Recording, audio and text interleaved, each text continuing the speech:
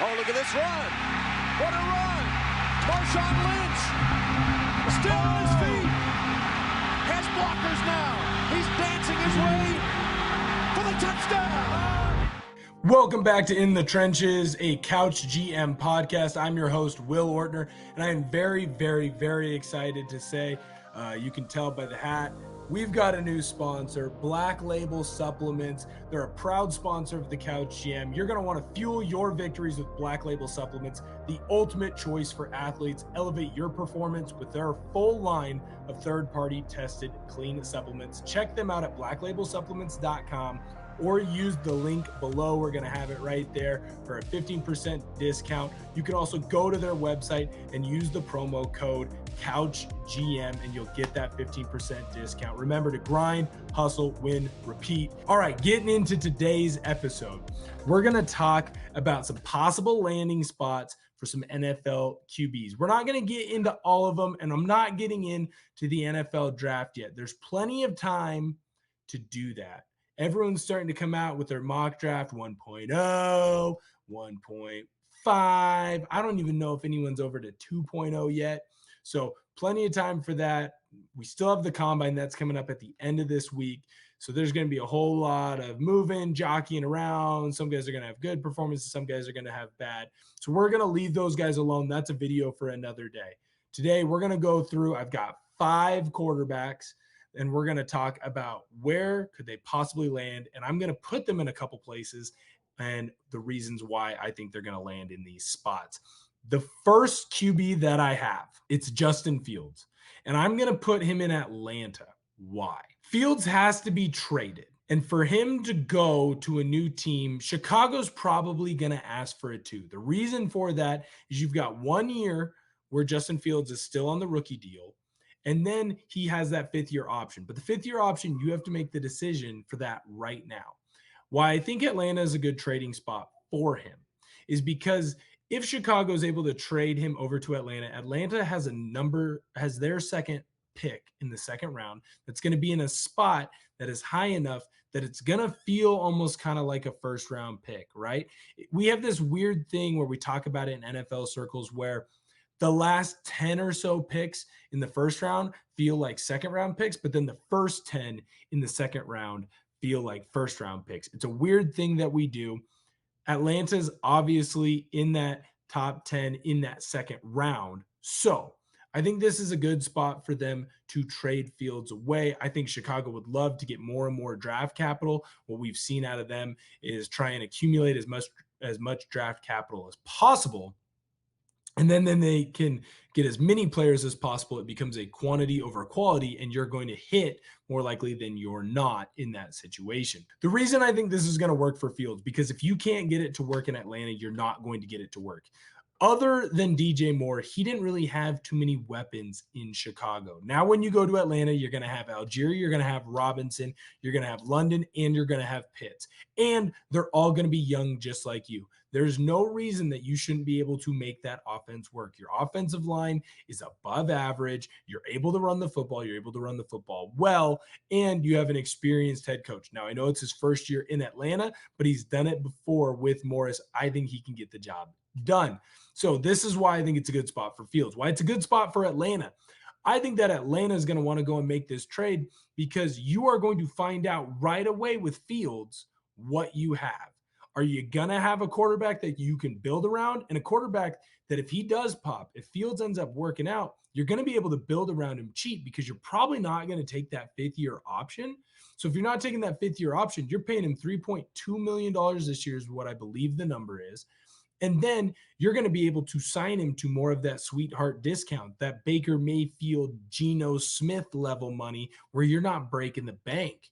So if you go out and sign him and he works, you make the trade, Fields comes in, he works, his dynamic style of play fits well in your system, you're able to win a bunch of games, you're able to take over the NFC South, which really has been struggling for a long time.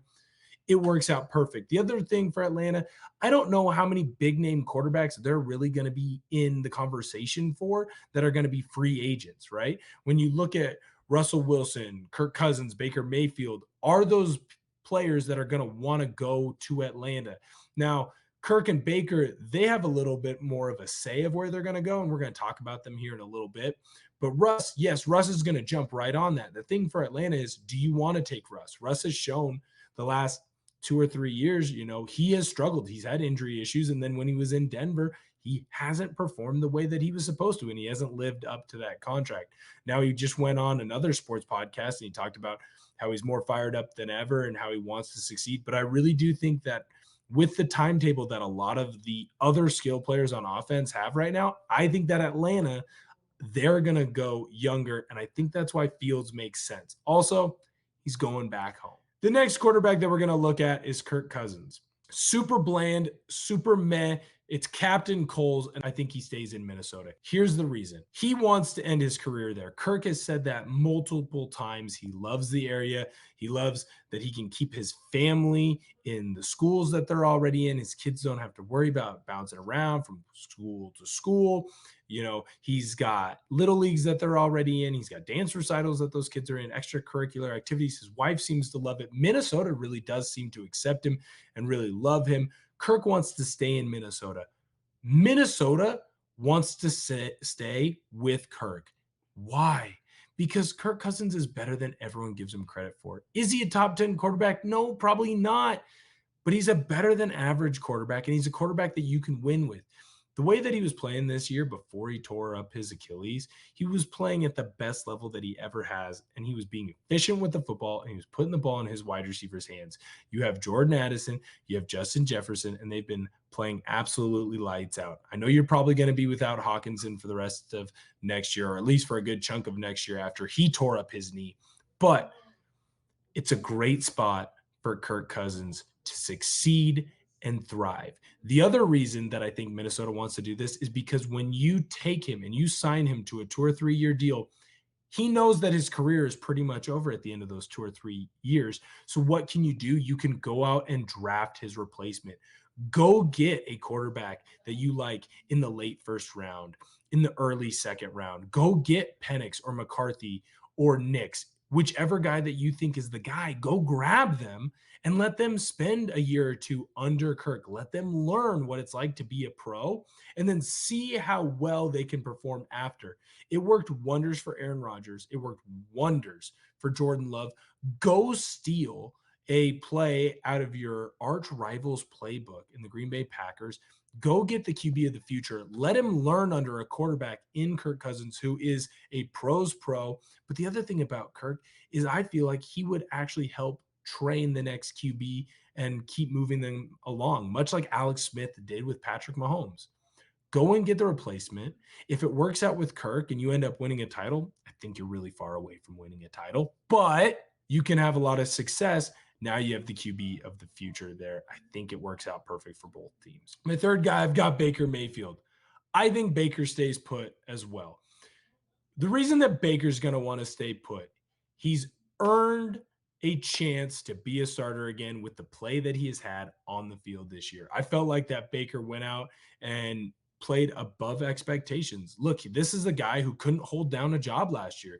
He was on multiple different teams as a starter, then not a starter, then a starter again, just bouncing around. It feels like Baker finally took the time to get healthy again. He looks much like he did his last good season in Cleveland when they went out and they beat Pittsburgh in the first round of the playoffs and then really gave it Kansas City all that they could handle in the second round, in the divisional round. So for me, Baker has played well enough to stay there.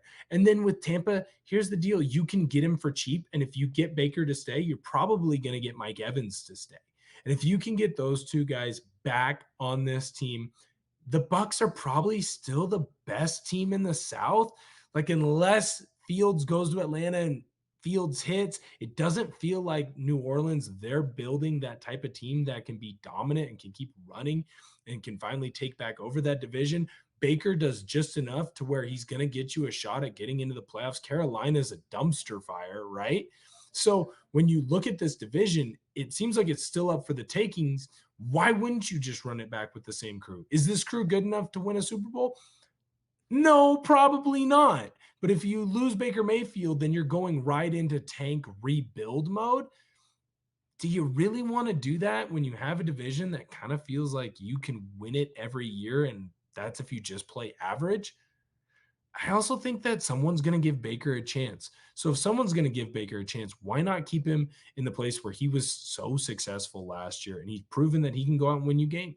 My fourth QB, I've got Geno Smith. He's going to stay in Seattle, right? And a lot of people are going to say, no S, Will. Seattle, they redid they accepted his contract. They kept him on the roster. So he got his roster bonus. I believe that was last Friday. He still has some more money that's due coming up, but he just got a big chunk of change. Here's the thing.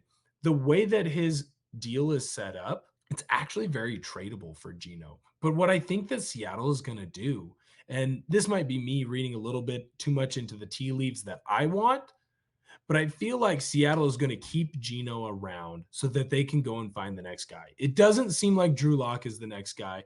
And if you're McDonald, you're going to want to bring in your own guy or someone that your offensive coordinator in Ryan Grubb wants to have as his signal caller.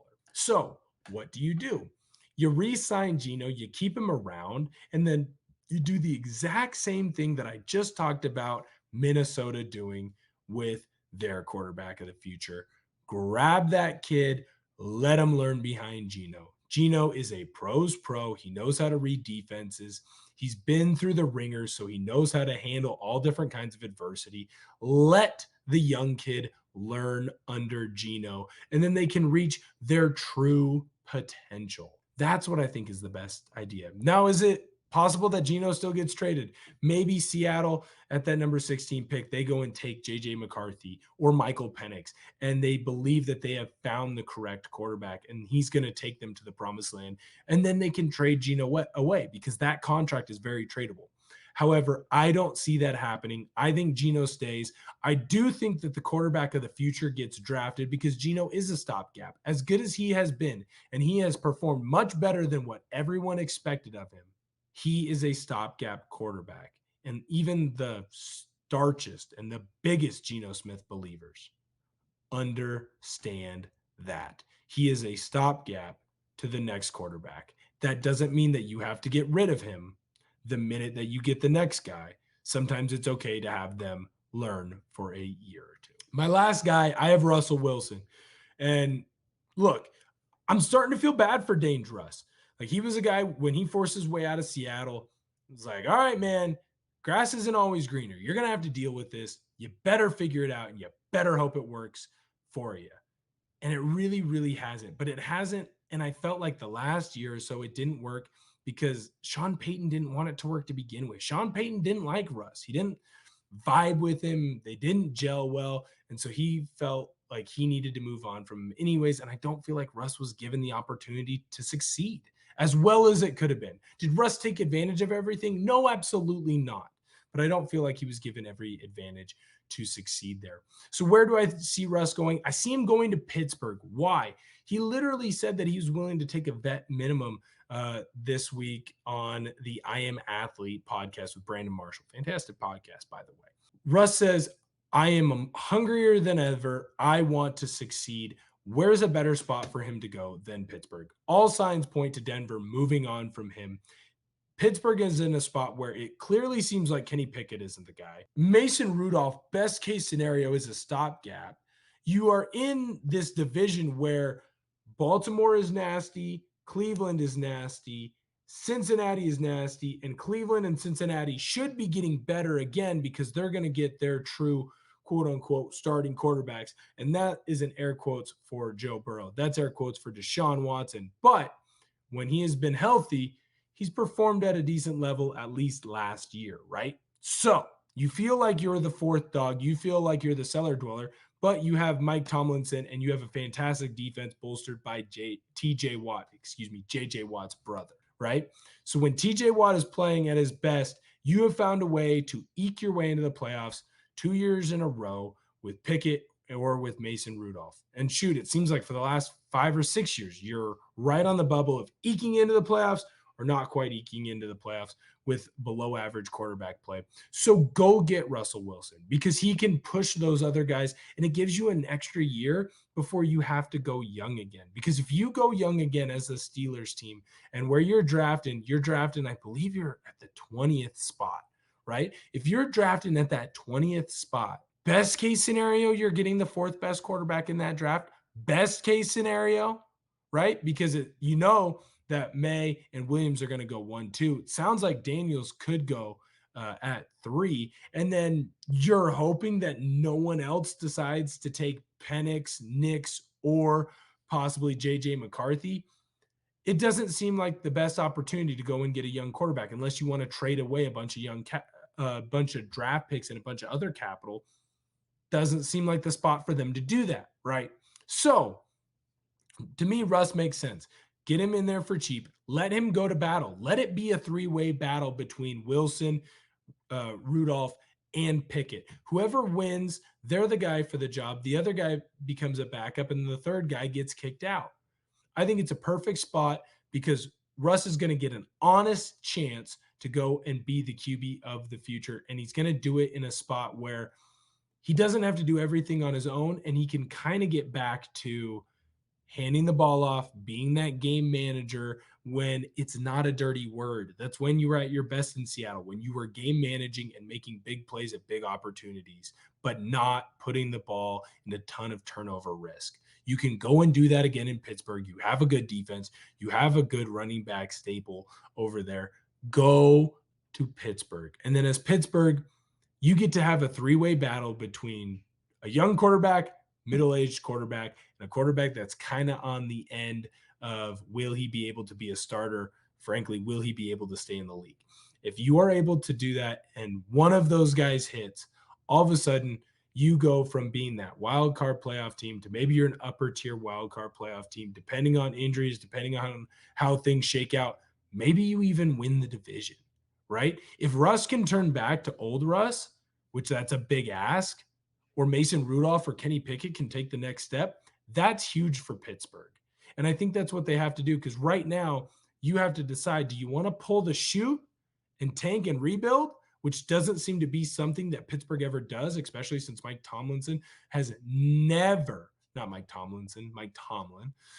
Mike Tomlin has never had a losing season. It seems like they're always going to want to go for, let's find a way to get in the playoffs and we'll figure it out from there. And if that's the mode you want to go in, put in Russ. You'll figure out a way. He might not be the guy, but it seems like the best landing spot for him and for them.